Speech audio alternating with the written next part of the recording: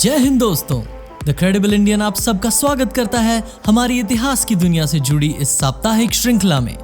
आने वाले सप्ताह में काफी हिस्टोरिकल इवेंट्स हुए। एक मशहूर फ्रीडम फाइटर के जन्म से लेके पहला हिंदी अखबार और तो और हमारे इतिहास के एक बहुत महत्वपूर्ण इंसान की मृत्यु भी आने वाले ही सप्ताह में हुई थी। इस सब की जानकारी देने से पहले मैं आपको बताना चाहूंगा कि हमारे चैनल को सब्सक्राइब करना ना भूलें और वीडियो पसंद आए तो लाइक जरूर करें। तो चलिए शुरू करते हैं आज का ये रोमांचक सफर। इस सप्ताह की पहली तारीख यानी कि 24 मई 1896 को एक ऐसे फ्रीडम फाइटर का जन्म हुआ था जिन्हें शहीद भगत सिंह भी अपना आइडल मानते थे। इस दिन शहीद करतार सिंह सराभा का जन्म लुधियाना के पास सराभा गांव में हुआ था। शहीद करतार सिंह सराभा अमेरिका में बनाई गई गदर पार्टी के एक अहम सदस्य थे। इन्होंने पंजाब में आकर रास बिहारी बोस जैसे क्रांतिकारियों के साथ पूरे भारत की फौजी कैंटोनमेंट्स में विद्रोह करने का प्लान बनाया। तारीख 21 फरवरी 1915 रखी गई, पर अंग्रेजों को इस बात की खबर लग गई और इन्हें गिरफ्तार कर फांसी की सजा सुना दी गई। 16 नवंबर 1915 को शहीद करतार सिंह सराभा को महज 19 साल की उम्र में फांसी दे दी गई। यही कुर्बानी भगत सिंह जैसे अनेक क्रांतिकारियों की प्रेरणा बनी और हमारे आजादी के संघर्ष की शक्तिशाली बुनियाद भी बनी। चलिए रुक करते हैं 25 मई की ओर, जो विज्ञान की दुनिया में काफी ज्यादा इंपॉर्टेंट है। इस दिन सन 1995 में पहली बार किसी फ्री लिविंग ऑर्गेनिज्म का जीनोम डिकोड और सीक्वेंस किया गया था। इस बैक्टीरिया का नाम था हेमोफिलियस इन्फ्लुएंजा। इस डिस्कवरी से डीएनए सीक्वेंसिंग की टेक्निक में काफी सुधार आया और बैक्टीरिया और वायरस की आने वाले समय में वैक्सीन तैयार करने का रास्ता भी खुला। है ना इंसान की काबिलियत और तरक्की का एक शानदार उदाहरण।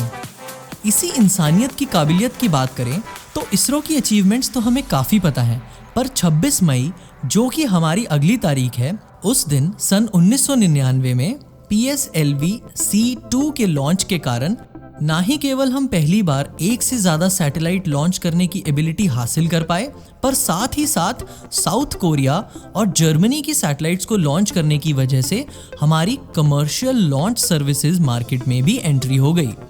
इसरो ने दोनों सैटेलाइट्स लॉन्च करने के $1 मिलियन भी लिए। मेरे महान देश की महान ऐतिहासिक उपलब्धि। भूलिएगा नहीं, अगर आप वीडियो एंजॉय कर रहे हैं तो शेयर जरूर कीजिएगा। चलिए अब बात करते हैं 27 मई की। तो इस दिन सन 1964 में भारत के पहले प्रधानमंत्री पंडित जवाहरलाल नेहरू की मृत्यु हो गई थी। सन 1962 के इंडो चाइना वॉर के बाद उनकी सेहत काफी खराब रहने लगी और 26 मई की सुबह हार्ट अटैक की वजह से उनकी मृत्यु हो गई। उनकी मृत्यु के बाद लाल बहादुर शास्त्री भारत के दूसरे प्रधानमंत्री बने। इसके बाद बात करते हैं 28 मई की, जो कि सेलर्स के लिए एक बहुत ऐतिहासिक दिन है। इस दिन सन 1967 में सर फ्रांसिस चिचेस्टर पूरे ग्लोब को अकेले अपनी यॉट जिप्सी मॉथ 4 में सरकम नेविगेट करके वापस प्लाईमाउथ पहुंच गए।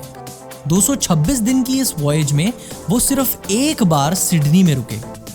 हैरानी वाली बात यह है कि इन्होंने 65 साल की उम्र में ये रिकॉर्ड कायम किया। ये अचीवमेंट प्रूव कर देती है कि हिम्मत करने वालों की कभी हार नहीं होती। बात अगर हिम्मत और जज्बे की करें तो उसका बेहतरीन एग्जाम्पल है एडमंड हिलरी और टेंसिंग नॉर्जे, जो 29 मई 1953 को माउंट एवरेस्ट की चोटी पर चढ़ने वाले पहले इंसान बने।